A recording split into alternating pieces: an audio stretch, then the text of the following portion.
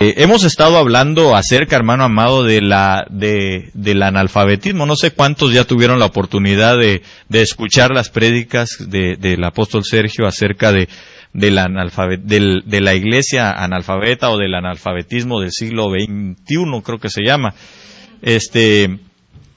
Pues si usted ya tuvo la oportunidad, gloria a Dios, qué bueno. Vuelva a oírlas otra vez si es necesario.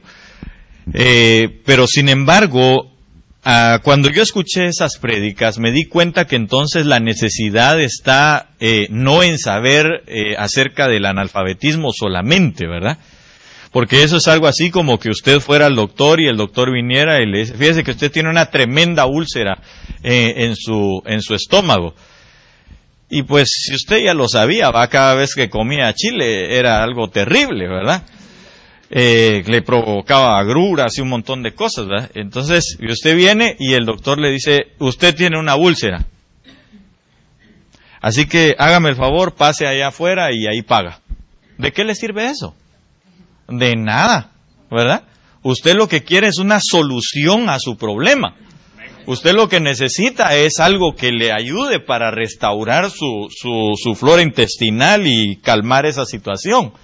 Entonces, el doctor obviamente está obligado a darle pastillas, a darle un medicamento, algo que lo ayude. Entonces, después de haber escuchado las prédicas, obviamente yo dije, bueno, entonces como pastor lo que necesitamos es, a ver si auxilian allá los hermanos, o al hermano, a ver qué pasó.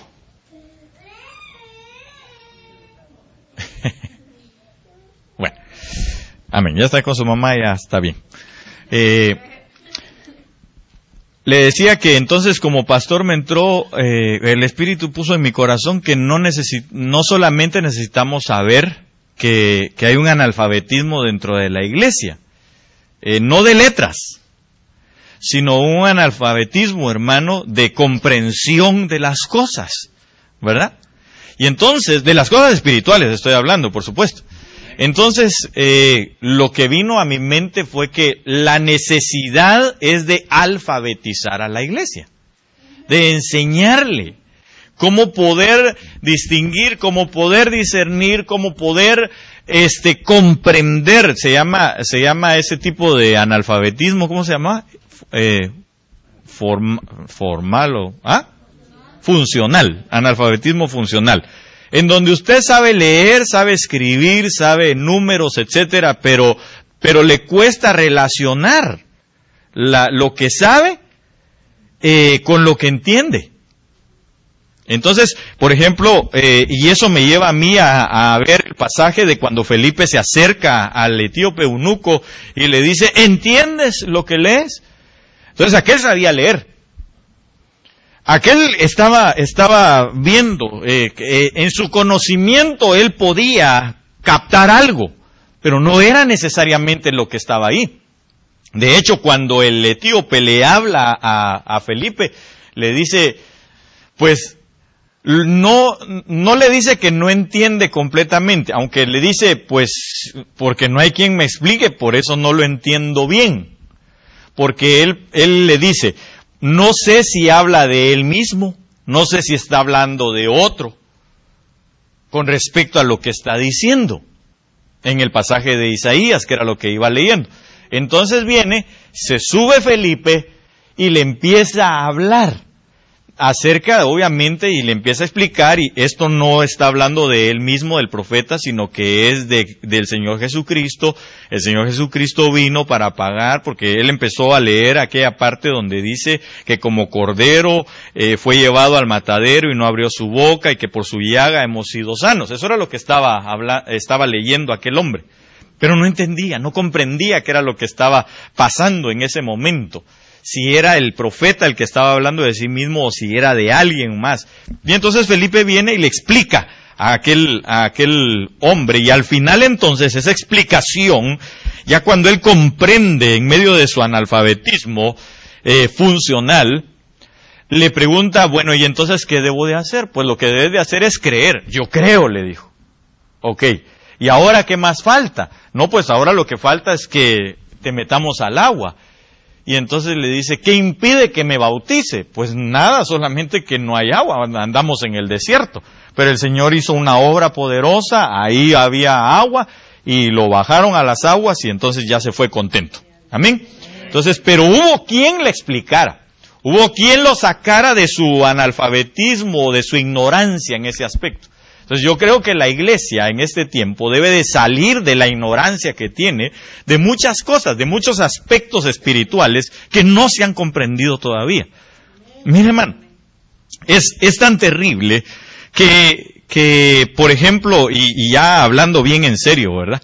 Es tan terrible que, por ejemplo, hay gente, no estoy hablando de los de aquí, yo sé que algunos no están por otras razones, no por estar viendo el mundial, pero hay gente dentro de las iglesias, hermano, y no me va a dejar mentir usted, pero hoy mismo, a esta hora, pues tal vez a esta hora saber, ¿va? Ya se ha acabado la situación, pero hoy hay iglesias donde están transmitiendo el partido de fútbol dentro de la iglesia para que la gente no se vaya. En serio, usted lo puede buscar y así es. Entonces, hermano, o según la cantidad de gente que haya en ciertos y determinados países, así también lo hacen. Hay gente que al final, en ciertas iglesias, ya está programado que la copa, al final, el 13, 14, no sé cuándo, de julio, ahí les van a pasar en las pantallas la final, con tal de que la gente no se vaya.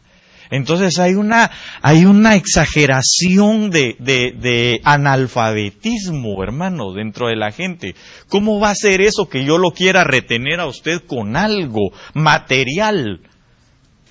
Si la obra que se está haciendo es una obra espiritual. Entonces, por favor, hermano, es ridículo que yo venga y me ponga allá afuera, hermano, mire, al finalizar, con tal de que usted no se vaya, alquilamos unas pantallas, ¿verdad?, para que usted se quede viendo aquí el próximo partido. O que yo dijera, bueno, vamos a transmitirlo pues y después ya damos la palabra. Eso está fuera completamente de lo que Dios quiere para nuestras vidas, hermano. Usted viene aquí por su propia voluntad. Usted viene aquí sin obligación de nada. Contaba el apóstol Otto Azurdia que en alguna oportunidad se acercaron unos hermanos, cafecitos, diría alguien por ahí, morenitos, y le preguntaban, pero ¿qué le das tú a ellos? Porque pues la iglesia empezó a crecer y ahí estaban, hermano, la gente, 10, 11 de la noche, ¿va? Recibiendo del Señor y todo. ¿Qué les das tú? ¿Qué les ofreces tú para que estén, para que se queden? Porque la iglesia de ellos cada día menos gente iba. Entonces él les dijo, yo materialmente no les puedo dar nada, el Espíritu es el que les da. Entonces es lo mismo, yo no le puedo ofrecer nada a usted. Porque digamos que venga a ver a usted alguien guapo, nada que ver, ¿verdad? Como para decir, ay, qué físico el del pastor y por eso vamos, ¿verdad? No. No le puedo decir que le estoy dando plata, porque eso no es cierto, ¿va? Es más, yo creo que hasta le he pedido a alguien a veces, ¿va? Claro, lo he devuelto. Pero, hermano amado, no hay nada que yo le pueda ofrecer a usted. Digamos, un lugar donde usted diga, todo el tiempo hay unas butacas ahí donde nos podamos echar un buen sueño. Tampoco hay. Problemas hasta con goteras hemos tenido aquí. Entonces, hermano amado, yo creo que la iglesia debe de ser alfabetizada en ese aspecto. La iglesia tiene que entender que no hay otra cosa más que lo deba de atraer que la presencia del Señor. Eso es todo, ese es el todo de nuestra vida. La sangre del Cordero es lo que vale todo para nosotros. Nuestra salvación, la intimidad con Dios, hermano, la comunión con Dios, eso es lo que vale para nosotros. Y gloria a Dios por su vida, porque usted, como le decía al principio, yo en lo personal, y lo vuelvo a repetir, y no me canso de repetirlo, yo me siento honrado de estar aquí pastoreándolo a usted. ¿Por qué, hermano? Porque sé que hay pastores que están peleando, luchando con sus congregaciones, hermano, diciéndoles, por favor, hermano, venga, hombre. No sea así. Mire, hay pastores, hermano, que están con sus congregaciones, hermano, ofreciéndoles, mire, vamos a orar a las 5 de la mañana y a las 6 les vamos a dar café. O desayuno, para que lleguen a la oración. ¿Cuántas veces ha oído usted que yo le diga eso aquí? Por eso no viene. No es cierto. No es cierto. Usted viene porque usted desea buscar de Dios, porque usted desea su presencia. Pero si no, hermano, perdóneme, pero qué terrible sería, ¿verdad? Qué frustrante sería para uno querer tener a la gente aquí con cosas materiales. ¿Y lo espiritual? Nada. Nada. Entonces, por eso es que el Señor peleaba al decir peleaba, pues es una expresión, ¿verdad? El Señor se molestó, hermano, con sus discípulos cuando empezaron aquellos, hermano, a ver quién se iba a quedar de principal entre ellos. Entonces el Señor se molestó y les dijo que por qué hacían eso, que cómo iban a pensar si no les iba a dejar nada de la tierra. Sino les dijo, es que mi reino es un reino que no es de aquí, de esta tierra, mi reino es un reino espiritual. Entonces el que quiera ser el mayor dentro del reino, que sirva a todos los demás. Porque ya cada uno estaba haciendo su paquete. Bueno, a Juan lo voy a tener ahí de mandadero, a Jacobo lo voy a estar mandando al supermercado, a estos otros que me limpien la sala no, hermano, no era así. Entonces nosotros debemos de entender como iglesia, hermano, que todo redunda en la figura de Cristo, todo redunda, hermano, en la presencia del Señor. Eso es lo que tenemos que entender. Entonces, atendiendo a ello, yo le dije que el Salmo 119 es un salmo donde usted puede encontrar, hermano amado, que cada 8 versos es una estrofa, pero que inicia, por ejemplo, con el alfabeto, porque se alfabetiza con un alfabeto, ¿verdad? Entonces, ahí empieza el rey David hablando, ¿verdad? Primera estrofa, y empieza Aleph. Ese es el título. Aleph. Y empieza 8 versos que hablan de ello. Aleph, le dije yo que eso lo puede investigar usted también, ahí está en el internet. Cada alfabeto que nosotros conocemos dentro de la tierra, o terrenos, pues constan de letras. Y aparte nosotros utilizamos números. Pero en el alfabeto hebreo no se utilizan números y letras, sino que cada letra tiene un número en sí, asignado, por así decirlo, ¿verdad? O un valor. Cada letra tiene un valor. Ahora, las letras tampoco son en sí, digamos, como las nuestras, ¿verdad? Que son A, B, C, D, E, y ese es todo el valor que tienen.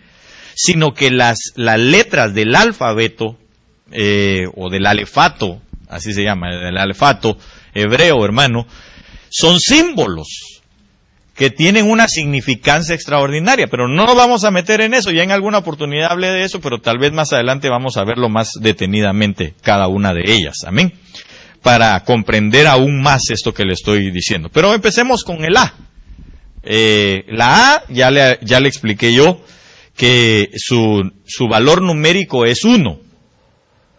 Y entonces habla de la unidad, habla de Dios, habla de que es uno solo, Dios es uno solo.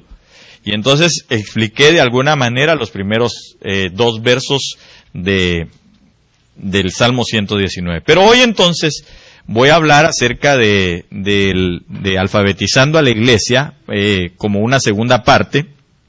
No sé si vaya a haber tercera o cuarta, pero vamos a ver esta segunda parte. Entonces el Salmo 119, que me imagino usted ya lo tiene ahí, en el verso 3 dice: pues no hacen iniquidad los que andan en sus caminos. Y entonces, hermano, nosotros debemos de entender esa frase o esas frases que nos dan a conocer a nosotros, hermano amado, el valor numérico de la A, que es la unidad, que es lo que Dios quiere para nosotros, lo que Dios vino a establecer y lo que Dios ha establecido y lo que Dios sigue estableciendo, que es la unidad. Dios quiere que nosotros seamos uno. El mismo Señor Jesús lo dijo: Padre, y yo te pido que estos sean uno como tú y yo somos uno. Entonces, que podamos llegar a esa unidad, hermano, es a través de esto que aquí dice: pues no hacen iniquidad los que andan en sus caminos. Entonces, yo tuve a bien poder analizar un poquito esto y quiero transmitirle lo que encontré. Por ejemplo, la expresión hacen iniquidad, que es la primera que está ahí, se puede leer también como los que trabajan o maquinan en torcer o pervertir. Entonces, por ejemplo, dice la palabra del Señor, tal vez si alguien puede buscar el Salmo 1, ahí se va a dar cuenta usted que la palabra del Señor, y así hay otros sinnúmero de salmos incluso, que hablan, ¿verdad?, de los que maquinan hacer el mal, de los que trabajan por hacer el mal. Es más, nosotros sabemos que el enemigo de nuestras almas trabaja o maquina la manera de cómo pervertirnos. Cuando hablamos de perversión, hermano, estamos hablando de torcedura. Estamos hablando de algo recto que se tuerce. ¿Se recuerda usted de aquel pasaje de cuando el apóstol Pedro, dice la Biblia que estaba uno llamado Barjesús, allá en el capítulo, me parece que es entre el 5 y el 9 del libro de los Hechos, usted lo puede buscar, se va a dar cuenta que allá había un hombre llamado Barjesús. Y ese Barjesús, hermano amado, lo que andaba distorsionando las cosas de Dios. Entonces, viene y les habla a los apóstoles, pero el apóstol Pedro, que su carácter, pues siempre, no su carácter, sino su temperamento siempre fue así bien aguerrido, ¿verdad? Entonces, viene, se vuelve con aquel hombre y le dice: ¿hasta cuándo vas a dejar de pervertir los caminos rectos del Señor? Es decir, ¿hasta cuándo vas a dejar de torcer las verdades de Dios? Ahora, eso es bien tremendo, porque, digamos, la perversión está íntimamente ligado, hermano, con lo que se le llama herejía. Es decir, una herejía no es otra cosa más que una verdad de Dios que se va torciendo.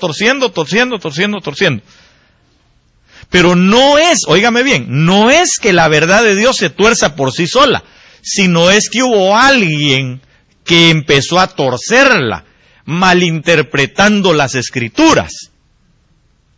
Entonces, por eso es que la necesidad que tiene la iglesia es de la interpretación correcta, no de parte de un hombre, sino de parte del Espíritu a través de los ministerios. Esa es la necesidad, que hayan 5 ministerios que nos estén, hermano, continuamente recordando las cosas de Dios, analizando lo que el Señor dice y transmitiéndonos la revelación del Espíritu.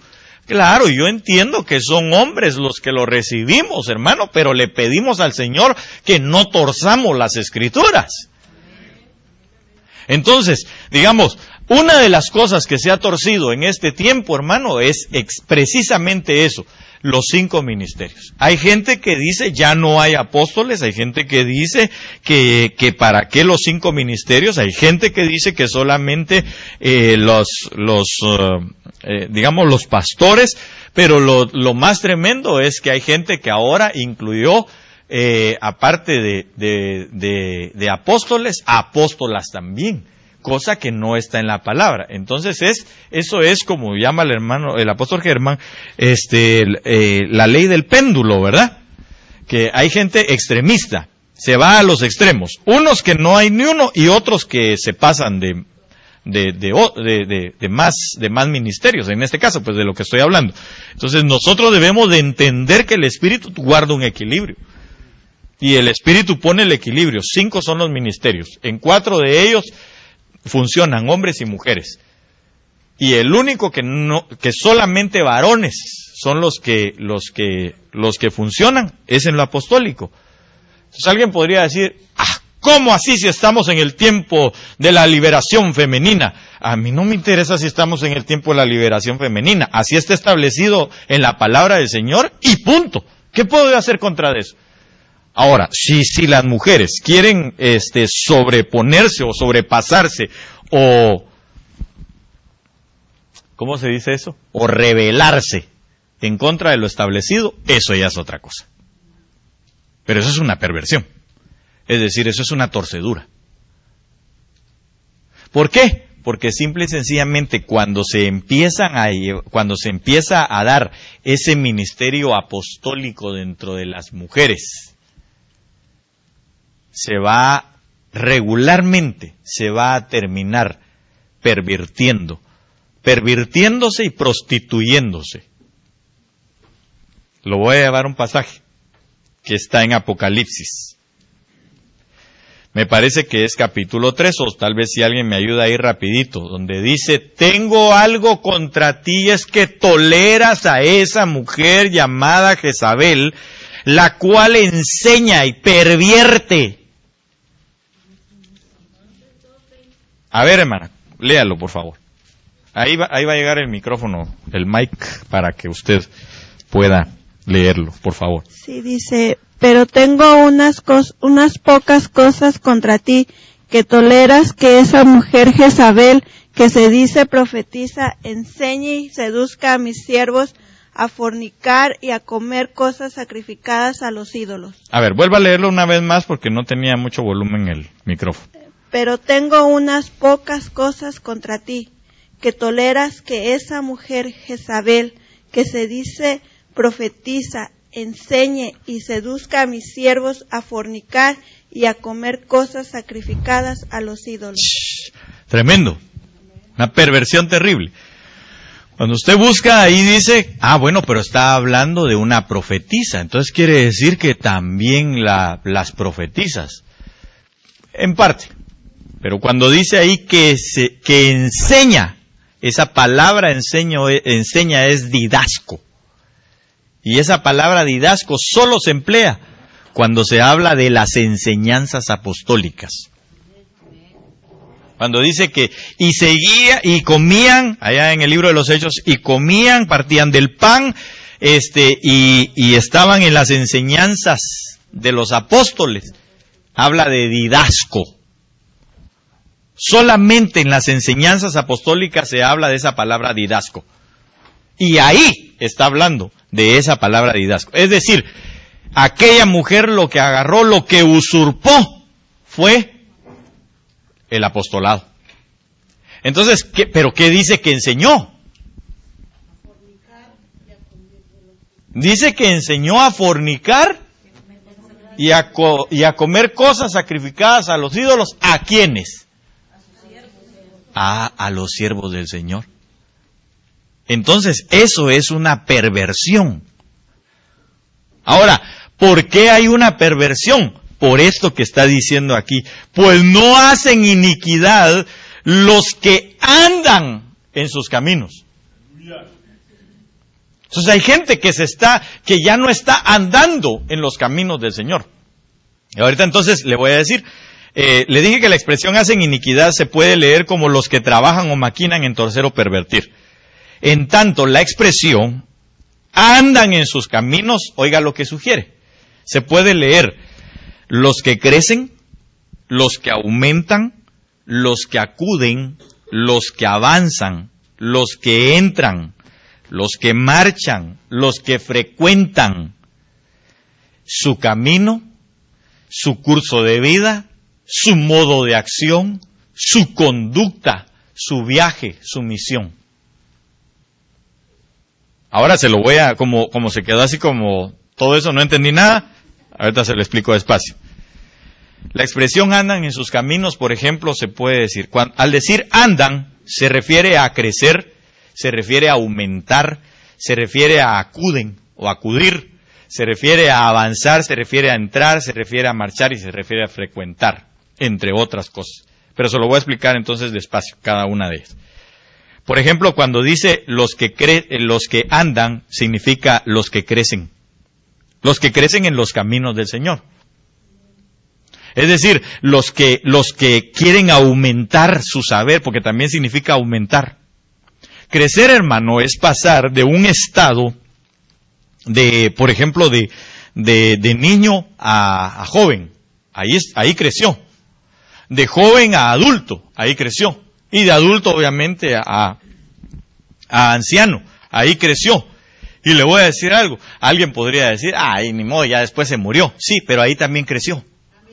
Porque pasa a una vida eterna. Entonces nosotros, hermano, debemos de ir creciendo. El que va creciendo, pero ¿cómo se crece? Pregunto. Ok, pero literalmente, ¿cómo se crece? Alimentándose, ¿verdad? Haciendo ejercicio, por ejemplo. Pero alimentándose con cualquier cosa. No. Es decir, usted allá viene, agarra unas latas que están allá afuera y eso le da a sus hijos. No. Usted agarra papel periódico y le dice, bueno, si tenés hambre, entonces comete esto. ¿Qué le da? Algo nutritivo. Bueno, eso ya es diferente. Porque comida puede ser, por ejemplo, usted le da durante toda su vida de alguna marca rápida ¿cómo se llama? De comida rápida a sus hijos. Y después ya no lo va a estar cargando, sino rodando.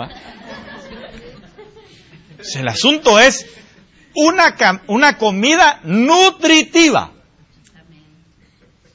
Porque déjeme decirle algo. Si alguna persona también empieza a mal comer, hay muchas tendencias a que su organismo sea damnificado y ya no crece. Es decir, se ve afectado ciertas glándulas que ya no le van a permitir crecer por una mala alimentación. Puede ser por otras situaciones, pero una mala alimentación puede llegar a afectar el organismo de una persona.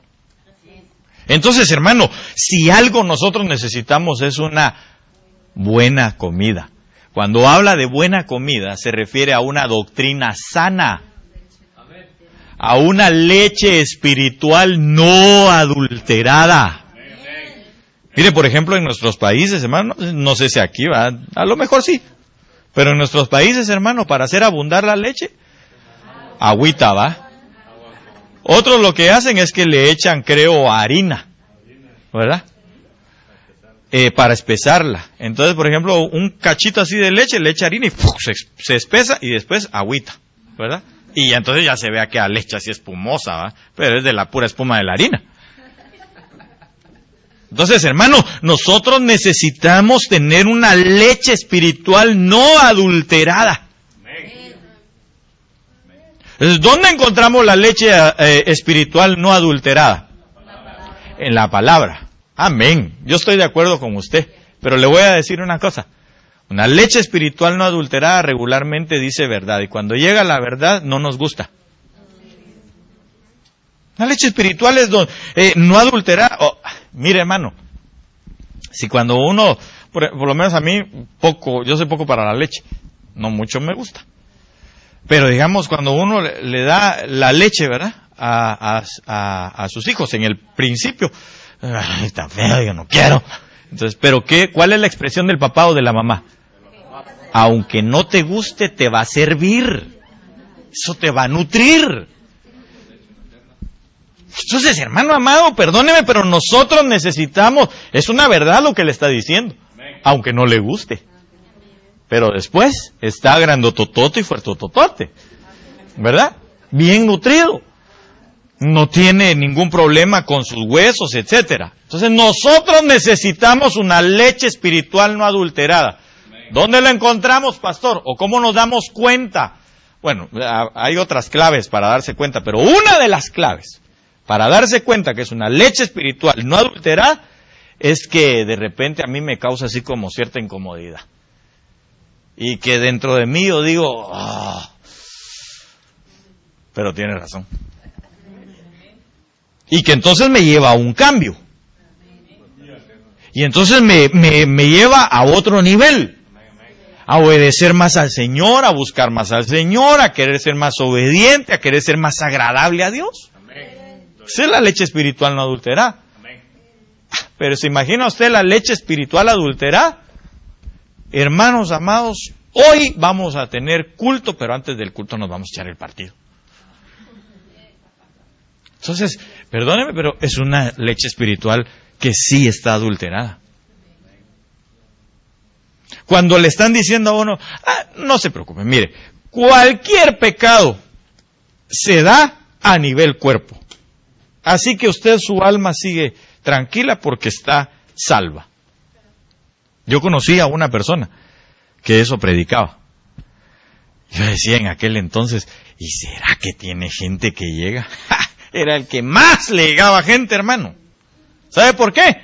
Porque a la gente le gusta pecar, ¿o no? Claro que les gusta pecar y creerse salvo. Pero cuando uno predica de que la salvación, hermano, por ejemplo, o entrar a la salvación, es muchas veces ese sufrimiento, pero ya le dije que no es ese sufrimiento de que lo dejó la novia o que alguna otra cosa, no. Si, la prueba que viene de parte de Dios. Y lo lleva a uno, hermano, a templarse en su vida y pasar a otro nivel espiritualmente hablando. Entonces, ahí a nadie le gusta. Porque ¿a quién le gusta padecer, hermano? ¿A quién le gusta pasar pruebas? A ninguno.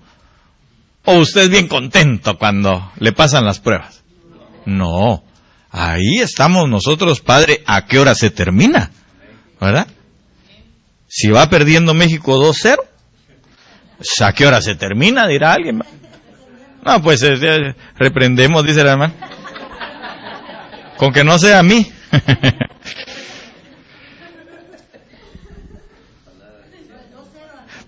Va pues.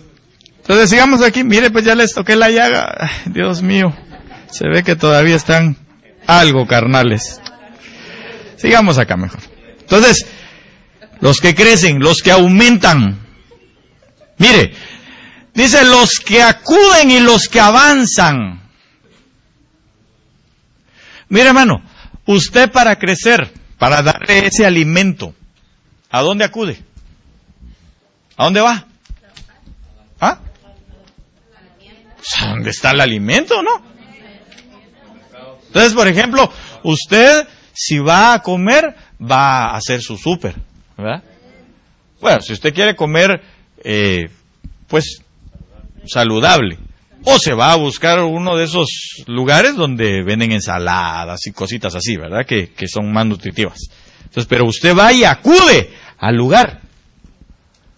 Hay gente que quiere estar saludable, hay gente que quiere, hermano, no torcerse, pero no va a la iglesia. Yo conocí a otra hermana, y usted dirá, ¿y por qué conoce a tanta gente? Si solo tiene 20 años. Ay, Señor Jesús. Mire pues usted si de una vez como es conmigo. No me quiere. Pero hermano amado, mire, yo conocí a una persona, o a unas personas, porque era una familia, no la familia entera, porque las hijas de ellos sí iban, pero ellos no. Y tenían el concepto, yo no sé si hasta ahora, ¿verdad? Lo tienen, yo los dejé ver hace mucho tiempo, pero tenían en su mente que ellos podían buscar a Dios ahí en su casa. Y que ellos ahí leían la Biblia, y que ellos ahí se alimentaban, y que ellos ahí crecían. O sea, ellos nunca se congregaban. Y tal vez no le hacían nada mal a nadie, ¿verdad? Pero a ellos mismos sí se estaban haciendo un mal. Porque la Biblia dice que nosotros debemos de congregarnos. Y no de dejar de congregarnos como muchos tienen por costumbre. Entonces, ¿cuál es la costumbre que enseña el mundo?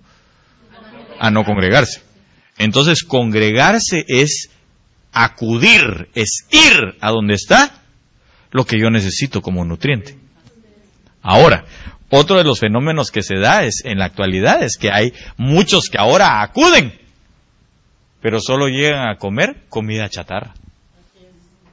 Entonces, aunque van, pero no hay una leche espiritual no adulterada, sino que los empiezan a pervertir. Si es que esto se está poniendo cada día más difícil. Eso es, mire, una de las cosas que nos han enseñado nosotros, nuestros mentores, los apóstoles y los ministros de Dios, que aprendemos de ellos, hermano, es que lo que está sucediendo a nivel mundo, a nivel terreno, es lo que se está dando también dentro de la iglesia. Dígame usted, ¿acaso ahora cómo cuesta encontrar un lugar donde sirvan nutritivamente? Y si lo encuentra, son los lugares más caros. Entonces la gente viene y por ahorrarse el billete, dice, no, ¿cómo me voy yo a meter ahí a esos supermercados donde supuestamente todo es orgánico? Hermano, compro un juguito así, $3.50, ¿va? Y uno dice, no hombre, con $3.50 me hubiera comprado un galón de aquellos, ¿verdad? O unas 4 o 5 botellas de coca, que valen 88 centavos, 60 cuando están de oferta. Para que mire que voy, de vez en cuando. No compro. Mi esposa es la que se lo gasta. Okay. Entonces, hermano, eso se está dando en la actualidad. Entonces, la gente llega a donde hay fast food, ¿verdad? Donde no les dan nada que los nutra, sino solamente que los llene. Entonces la gente dice, no, es que en aquella iglesia tan bonito, porque el montón de gente que llega, pero ¿y la nutrición espiritual? ¿Dónde está? Donde muchos ministros, no voy a decir que todos, donde muchos ministros, hermano, no les interesa más que su conveniencia. Y yo no, por favor, hermano, y si alguien un día ve esto, no piense que estoy mascado, ni mordido, ni ardido. No es por eso. No es por eso. Y que tampoco me estoy muriendo de hambre, va, gracias al Señor. Sino que lo estoy diciendo, hermano, porque qué preocupación más grande la que existe, qué tristeza más grande la que hay. Que se esté dando eso. Pero pues así va a pasar en el final de los tiempos, está escrito, ¿verdad? Claro, hay iglesias también grandes donde hay palabra del Señor, ¿verdad? Es más, yo no creo ser ni como Elías, ¿verdad? Que dijo, Señor, solo yo quedo. No, sería un iluso, ¿verdad? El Señor le dijo, no, 7,000 más hay que no han doblado sus rodillas, así que ni te apures. Ok, entonces, hermano, acuden, avanzan, entran, marchan, frecuentan esos lugares. ¿Frecuentan qué cosa? Los caminos. El curso de la vida.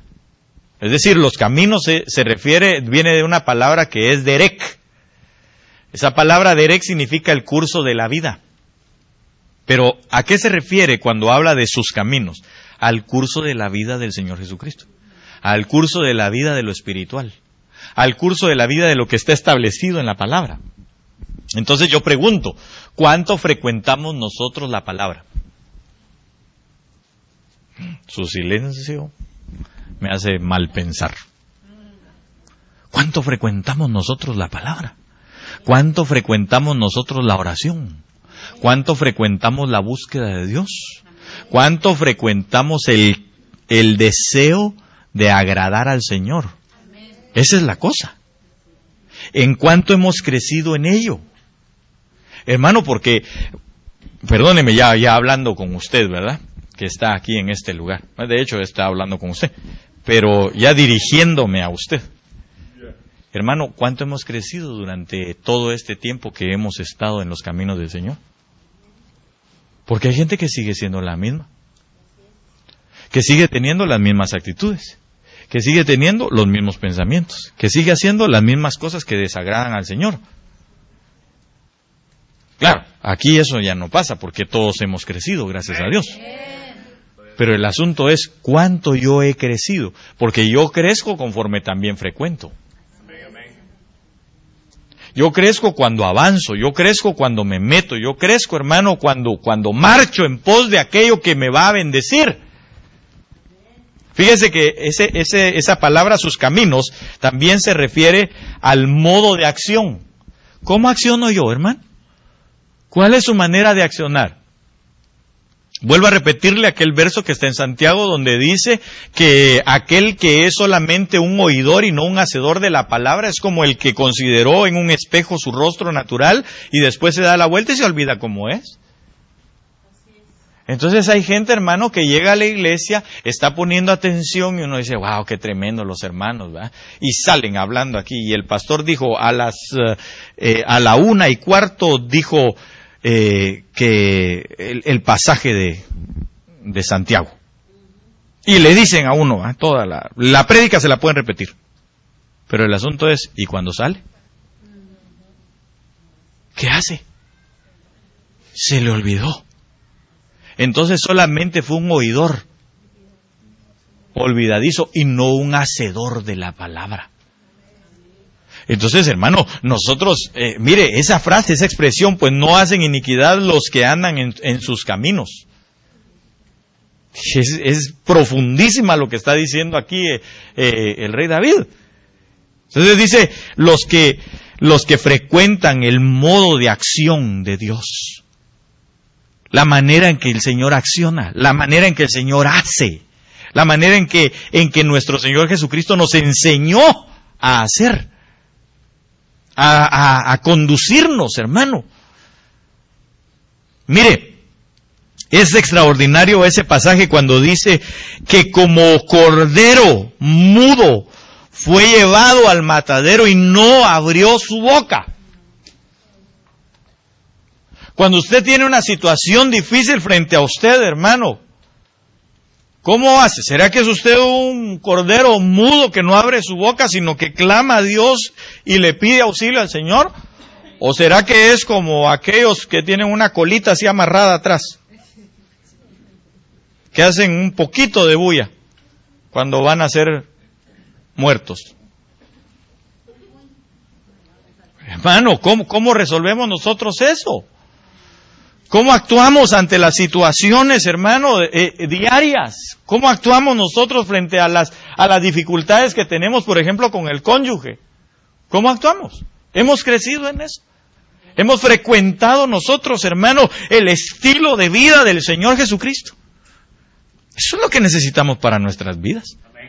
Pero hay gente que en la actualidad todavía, hermano, mire, yo conozco a otras personas. No les doy los nombres porque no es ético. Pero de que los conozco, los conozco. Pero por ejemplo, hermano, yo conozco gente, ministros del Señor, que predican, pero que todavía tienen ciertos problemas como pareja, que no han podido resolver desde que se casaron. Y llevan 30, 40 años de casados. Entonces yo me pregunto, ¿qué está pasando?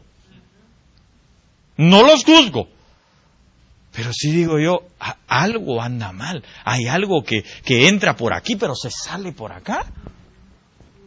Ya es para que hubiesen resuelto esas situaciones.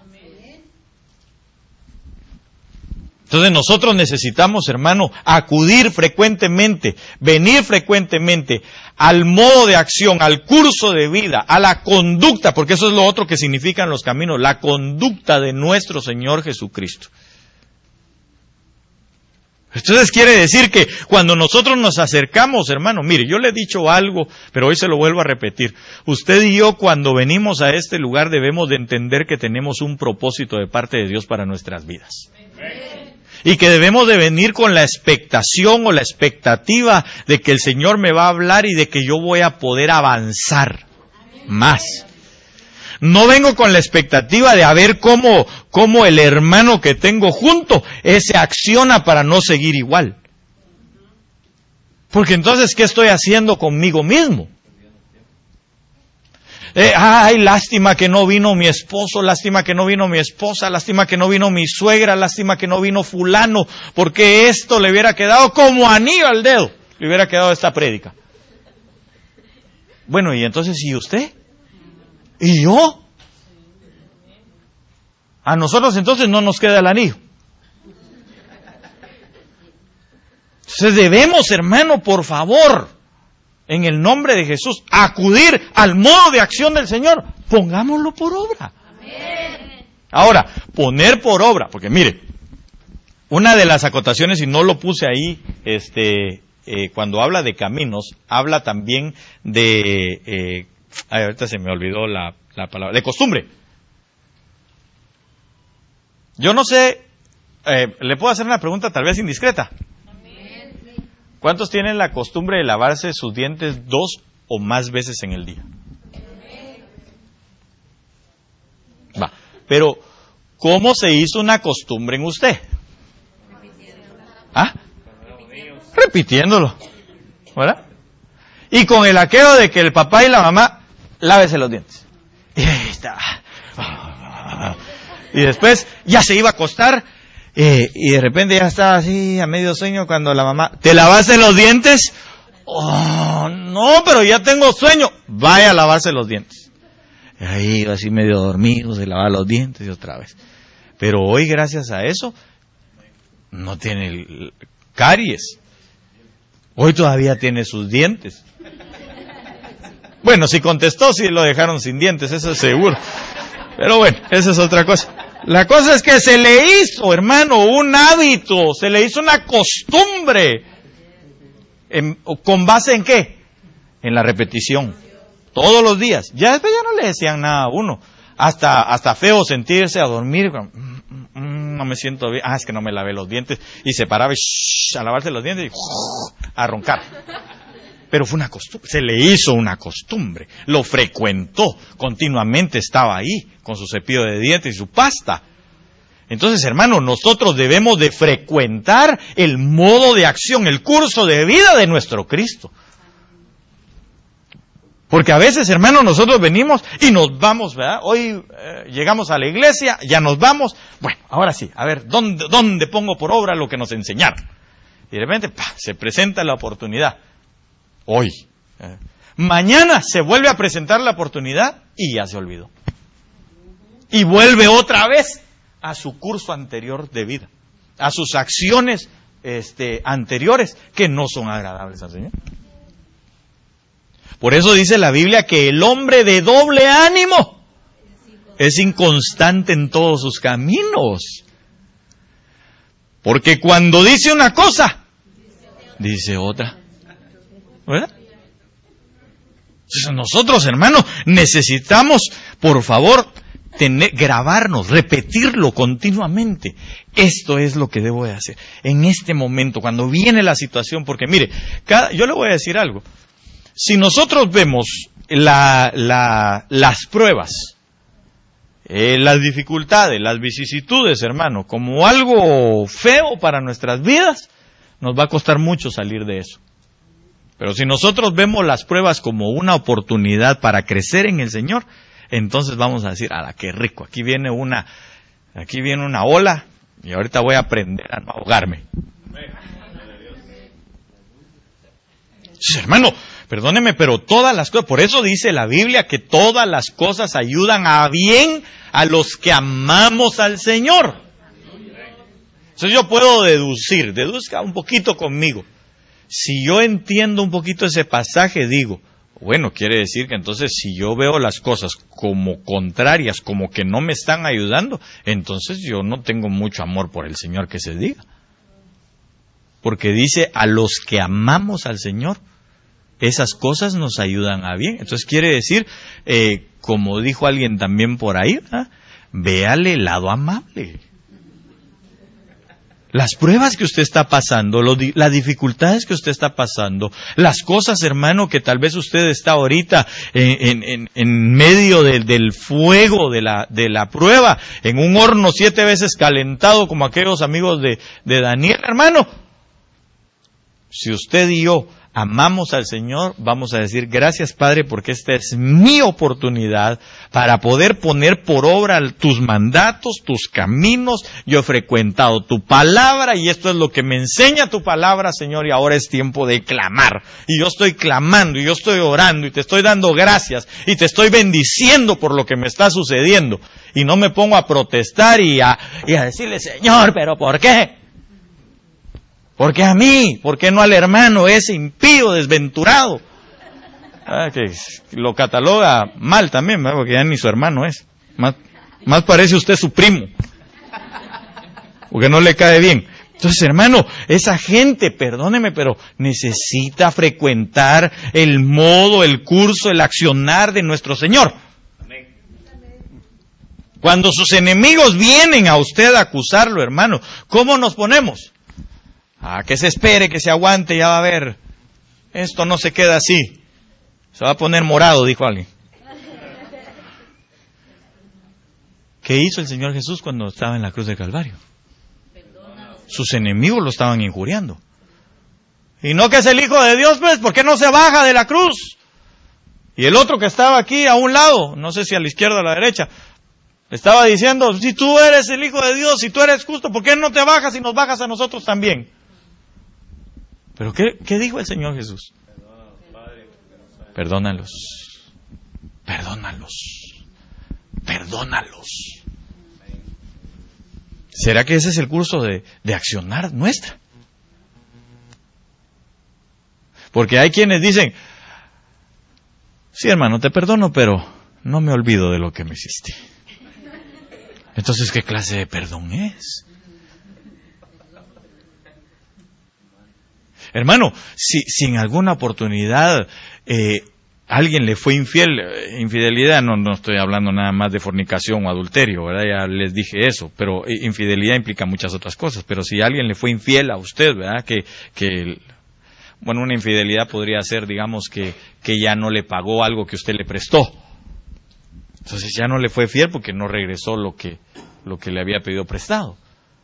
Y entonces, ¿cómo hace usted? ¿Será que cuando llega aquel hermano y le dice, mi hermano, perdóname, realmente yo ya no te pagué, perdóname? ¿Cómo hace usted? Sí, hermano, te perdono, pero ¿sabes qué? Es primera y última vez que yo te doy algo a ti. Ahora, si quieres que yo te vuelva a prestar, entonces devuélveme lo que me pediste. ¿Cree usted que ese es un perdón verdadero? No, hermano. Yo a veces no entendía a mi papá terreno. A mi papá le han hecho unas trastadas. Pero él no se cansa de darle a la gente. Pero también le voy a decir algo. El Señor no se cansa de darle. Porque a pesar de todas las cosas que le han hecho, ahí está mi papá y siempre el Señor le está proveyendo y no le falta nada. Entonces digo yo, bueno, no se trata tampoco de que entonces le estemos prestando a todos y nos hagan trastados, ¿verdad? Sino que a la hora que suceda una situación así, sepamos perdonar. ¿Amén? Amén. Ok, entonces, sigamos aquí porque a ver si ya terminé. ¿Cuánto tiempo llevo, hermano amado? Ok, entonces en los 7 minutos que me quedan para ajustar la hora, voy a tratar de terminar rápidamente. Salmo 119:4 dice, tú encargaste que sean muy guardados tus mandamientos. Entonces, esto significa, cuando habla la palabra y dice que tú encargaste, es que tú estableciste, tú determinaste, obviamente tú encargaste, que de manera vehemente, esa palabra vehemente, o sea, que sean muy, esa palabra muy, es guardar vehementemente, también significa guardar totalmente, también significa guardar rápidamente, significa guardar con todas las fuerzas. Dice que fueran guardados, esa palabra guardados es que fuesen atesorados, que fuesen protegidos, que fuesen cercados, que fueran vigilados los mandatos o las leyes que Él ha puesto. Entonces, mire hermano, cuando nosotros escuchamos la palabra del Señor, escuchamos sus mandamientos, ¿qué tenemos que hacer? Dice que vehementemente, es decir, totalmente, rápidamente, nosotros lo que deberíamos de hacer es cuando a usted llegue ese mandato, esa ley de Dios, esa exposición de su palabra que le va a beneficiar. Este ejemplo que casi siempre le pongo, hermano amado, lo voy a cambiar, mejor. Por ejemplo, si usted conoce, o digamos que aquí viene alguien, ¿verdad? Es Juan de las Pitas, llega a la iglesia, y entonces tiene Juan de las Pitas le gusta lo ajeno. Es decir, es algo uña, ¿va? Le gusta robar. Y entonces viene y en la exposición de la palabra le enseña a no robar más.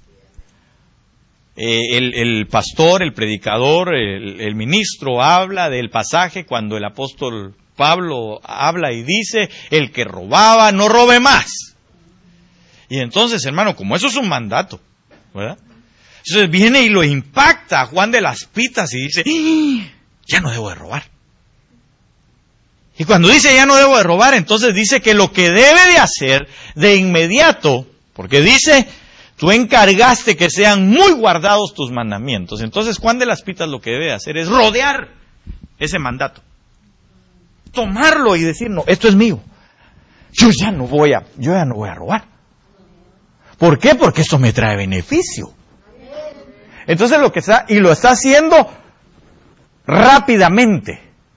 Es decir, si hasta el día de ayer, si hace 5 minutos había robado, hace 5 minutos la hermana había dejado ahí su cartera mal puesta y él ya había jalado los $20, entonces, y oye de repente la palabra y la toma, entonces lo devuelve. Y si está la hermana, le dice, hermana, me puso el Señor en mi corazón darle estos 20 pesos. La cosa es que lo devuelve. ¿Por qué? Porque llegó un mandato a su corazón, llegó el mandato de Dios, la ley de Dios, que lo impactó en su corazón, y entonces aquel viene y lo agarra, y lo toma, y la rodea, y dice, no, esto es mío. Por eso dice, tú encargaste, tú estableciste, tú determinaste que de manera vehemente, rápida, con todas las fuerzas, fuesen atesorados. Es decir, le dio un valor a la palabra que llegó a su vida. Ahora yo pregunto, ¿cuánto valor tiene la palabra para usted y para mí? Porque según el valor, según lo que pese para nosotros la palabra, así es como vamos a actuar también. Pero si para usted y para mí la palabra no tiene ese valor, ese peso suficiente, algunos, en el peor de los casos, medio la van a poner en práctica. Pero para el que no, ¿cómo ir llover? Ni por enterados. De lo único que se acuerdan es de los chistoretes que dio el pastor.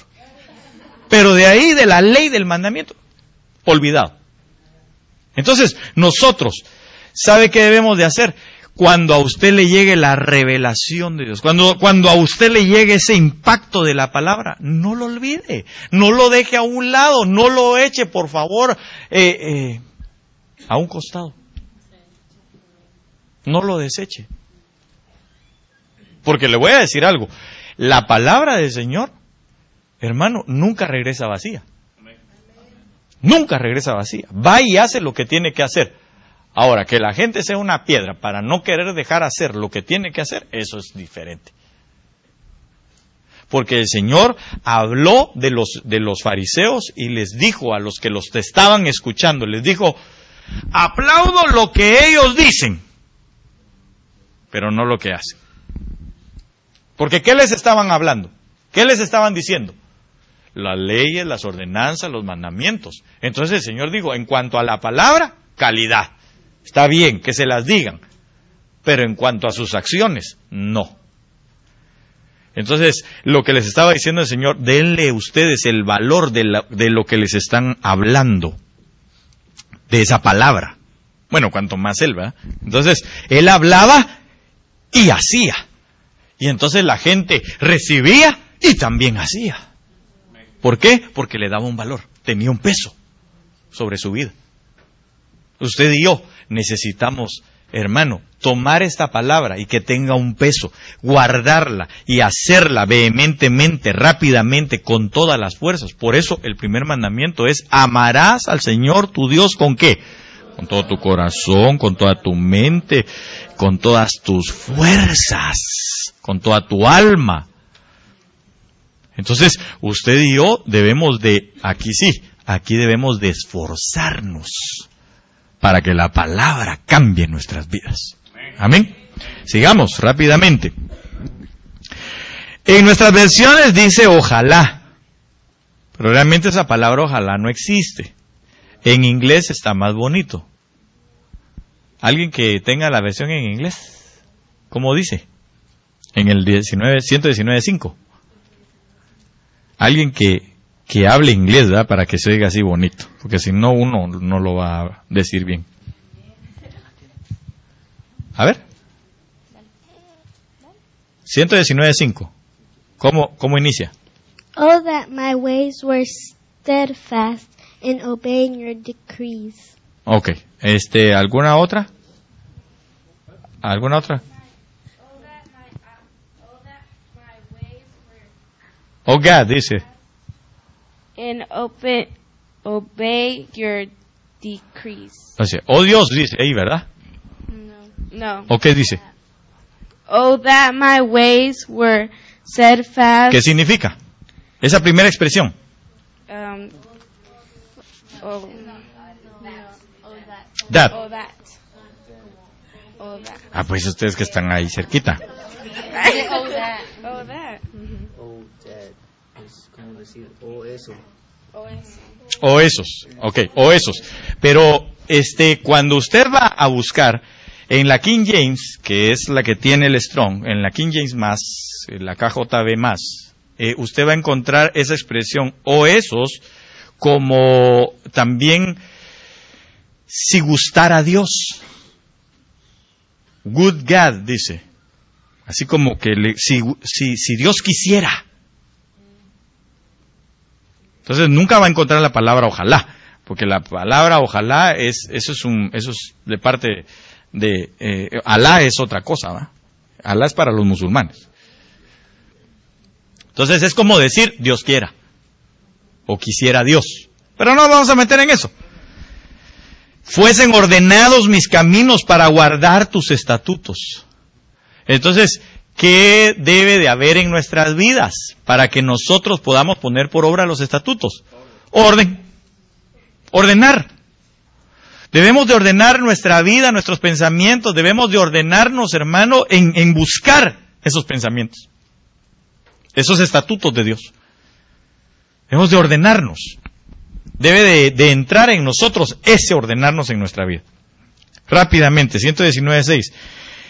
Entonces no sería yo avergonzado cuando atendiese a todos tus mandamientos. Ok, esa palabra avergonzado es desilusionado, que puede traducirse como atrasado, como confuso o como secarse. Y eso es bien tremendo, ¿va? Ya no me dio tiempo para explicarle todo, pero si nosotros, hermano, atendemos a los mandamientos del Señor, no vamos a ser avergonzados. Es decir, no vamos a desilusionarnos. Mire, por ejemplo,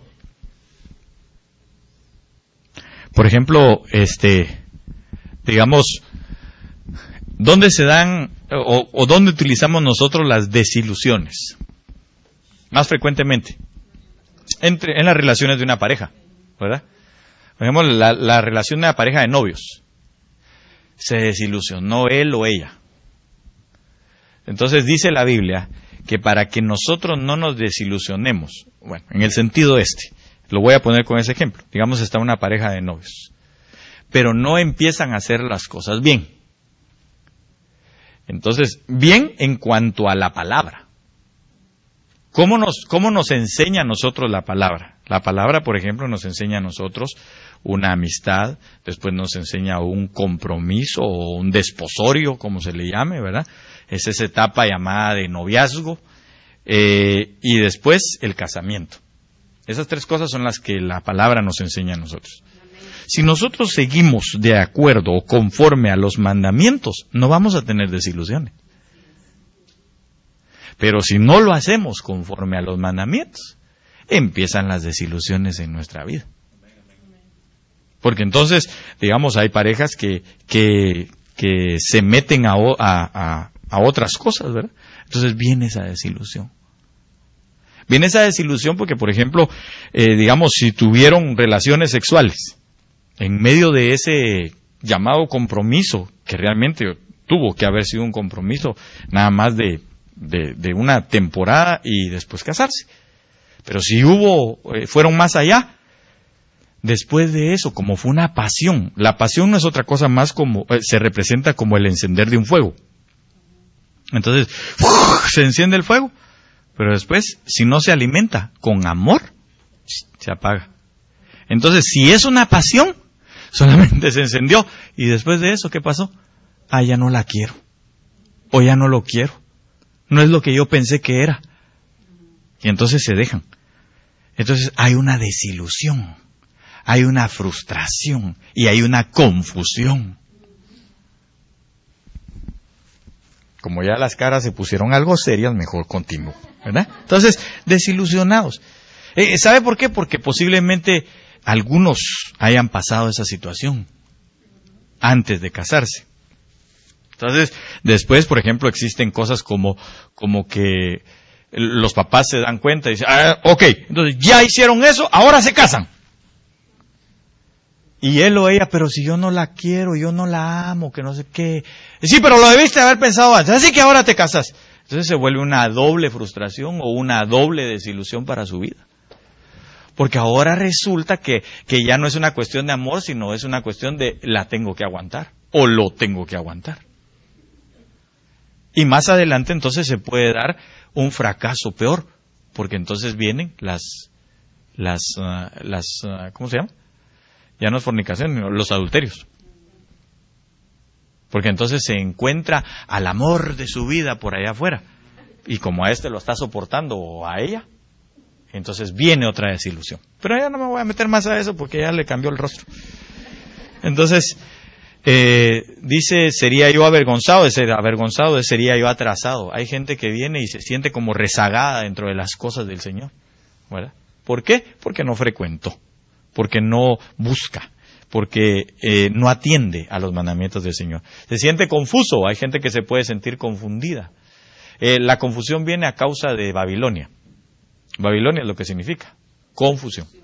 Entonces, los pensamientos de allá afuera frente a los pensamientos de adentro. Eso es lo que tiene a mucha gente confundida. ¿Pero por qué? Porque sencillamente no aprendieron los justos juicios del Señor. Eso lo tienen confundidos. Mire, yo supe el caso, por ejemplo, de un pastor aquí en Estados Unidos. A él sí no lo conozco. Pero sí supe el caso de él. Que fíjese que por ejemplo, y yo no, por favor no me malentienda de que hacer obras de caridad son malas. Pero creo que si lo llamaron a uno a pastorear, uno debe de entender el propósito de Dios. Amén. A lo que uno fue llamado, a eso fue llamado y eso debe de hacer. Entonces vino y entonces él se aunó a otros, conoció a otros pastores, pero que hacen mucha obra caritativa, mucha obra de caridad. Entonces a él le llamó la atención y se metió a ello. Y entonces ya después le gustó la obra de caridad. ¿Y qué pasó? Se desvió. Bueno, se desvió de su propósito. Porque entonces vino, dejó la cobertura, ya no continuó, ya su doctrina pues obviamente bajó de nivel y se dedicó a hacer obras de caridad. Como los otros. Pues por favor, no me malentiendan, hacer obras de caridad no son malas. Pero yo creo que nosotros debemos de entender el justo juicio de Dios. Eso es algo así como aquel que se pregunta, pero hermano, ¿por qué no mejor, en vez de estar construyendo un templo grande o juntando el esquileo para comprar el terreno, ¿por qué no se los mandamos a los niños del África? No, porque sencillamente ellos vienen de una descendencia, hermano, que fue maldita y sencillamente ellos siguen en sus maldiciones. Entonces, ¿cómo vamos nosotros a bendecir a lo que Dios maldijo? Y no estoy diciendo de que todos tengan la culpa. El que encuentra al Señor Jesucristo, seguramente el Señor lo va a ayudar, ¿verdad? Pero ¿por qué me voy a poner yo a pelear contra los justos juicios de Dios? ¿Sí me doy a entender o no me doy a entender? Bueno, entonces, por favor, nosotros debemos de actuar. Si atendiésemos los mandamientos o los justos juicios de Dios, entonces no seríamos avergonzados. Y termino con el Salmo 119, 7 y 8. Te alabaré con rectitud de corazón cuando y también la palabra avergonzarse es secarse. Hay gente que obviamente al no atender los mandamientos se seca al final. Te alabaré con rectitud de corazón cuando aprendiere tus justos juicios. Alabarle, adorarle, exaltarlo de manera correcta o agradable se da en el momento en el que aprendemos que los veredictos o las sentencias del Señor son lo mejor sin reprochar nada. Cuando vino un justo juicio de Dios, cuando vino, hermano, lo que el Señor determinó, nosotros no debemos de reprochar absolutamente nada. Si lo entendemos, entonces nosotros, hermano, vamos a ver alabar al Señor agradablemente a Él. Pero, por ejemplo, y con esto termino, para que mire que sí terminé.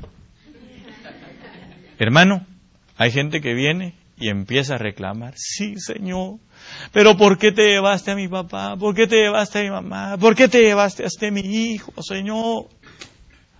¿O por qué está con esta terrible enfermedad?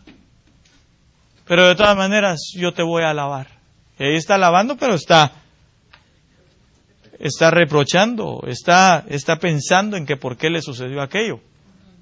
Entonces, la Biblia nos enseña a nosotros que cuando nosotros entendemos los justos juicios de Dios, entonces es cuando le alabamos agradablemente. No se trata solo de alabar y adorar al Señor, sino agradarlo con nuestra alabanza y con nuestra adoración. ¿No tiene calor, hermano? Sí, yo sí siento mucho calor, pero bueno. Entonces, ¿por qué le digo esto? Porque nosotros cuando vamos a alabar al Señor, se debe de alabar al Señor independientemente de las circunstancias que nosotros estemos viviendo. Si así es como el Señor determinó que nos iba a llevar a otro nivel, si así es como el Señor determinó que iban a suceder las cosas, entonces sepamos decirle, Señor, gracias. Yo te alabo, te adoro, Señor, y sé que esta es la mejor forma en que tú ibas a hacer las cosas. Hace poco me enteré, hablando con mi mamá, platicando de un muchacho que yo conocí, que es hijo de una señora que está casada con mi primo. Me enteré pues yo supe que yo lo conocía a él hace mucho tiempo, muchachito, jovencito. La esposa de mi primo empezó a llegar a la iglesia, se empezó a congregar, le entregó su corazón a Cristo, y por causa de ello, pues también este muchacho, que es hijo único, es hijo de ella nada más, se empezó a acercar al Señor, se casó con una muchacha cristiana, tuvieron 2 hijos, pero pues en el trajín de la vida, en el diario caminar de la vida, él tuvo un accidente, pero terrible, ¿va? Y eso yo me enteré ahora, porque yo lo dejé de ver a él bien, casado y todo, ¿verdad? Fue la última vez que yo lo vi. Y está en un estado vegetativo, en la actualidad. Me parece que antier cumplió 39 años. Sus hijos tienen, creo que, entre 12 y 16 años, una cosa así. Pero, hermano, por un momento pasó en mi mente, ¿va? Digo, ¿cómo va o por qué sucedieron estas cosas? Y llegó entonces a mi corazón, ahora, ¿verdad? Lo entiendo un poco más con esto, que eso es lo que el Señor determinó para su esposa y para sus hijos. Y ahí está Él. Pero eso sí, ¿sabe qué? Nunca faltan de orar y no faltan de congregarse. Entonces, aunque suena doloroso, ¿verdad? Pues porque uno ve el lado de la esposa y de los hijos, ¿verdad? No sé a qué edad fue lo del accidente, no hace mucho. Eso, tal vez, claro, yo calculo, porque mi mamá no me dijo, pero yo calculo que más o menos hace unos 5 años que sucedió eso. Pero durante estos 5 años, ellos no se han despegado de las cosas del Señor, ni aún Él. Entonces, de alguna manera es un justo juicio. Al decir juicio no estoy hablando de que si estaba en pecado o no, eso yo no lo sé. Entiéndame la justicia de Dios, pues, lo que el Señor determina para cada uno, con tal de que no se alejen y de que su esposa, no sé qué cosas esté haciendo él, tal vez la quería hacer una mujer de oración y ahora lo es una mujer de oración. Una mujer que iba a buscar del Señor y ahora es. No estoy diciendo que le tenga que pasar a todos así, ¿verdad? Pero estoy diciendo que ahora ella puede alabar al Señor, puede adorar al Señor, entendiendo sus justos juicios. Yo no estoy diciendo que le pase nada de eso a usted. Yo lo único que le estoy diciendo es que aprendamos a decirle, Señor, yo te alabo y te doy gracias por esto que está sucediendo, sin reprochar. Póngase de pie en esta mañana y ya lo dejo, nos vamos. En el nombre de Jesús.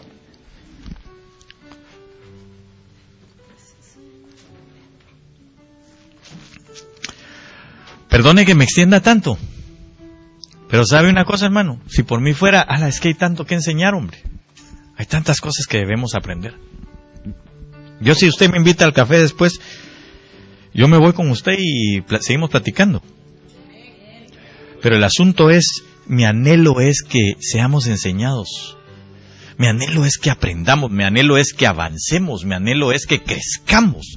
Mi anhelo es que no nos quedemos en esta tierra, hermano. Mire, las cosas que vienen sobre esta tierra son terribles, hombre, terribles, hermano.